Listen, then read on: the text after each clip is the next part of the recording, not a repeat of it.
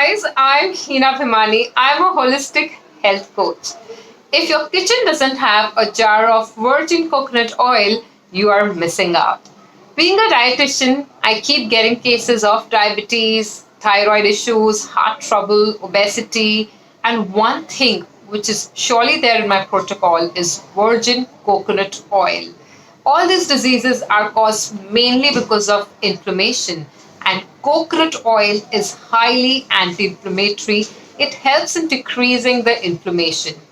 Being a part of Fit India movement, which is an initiative by the government of India, we've been advised to promote alternative healing, and coconut oil cooling is a part of it, which is very good for boosting the immunity.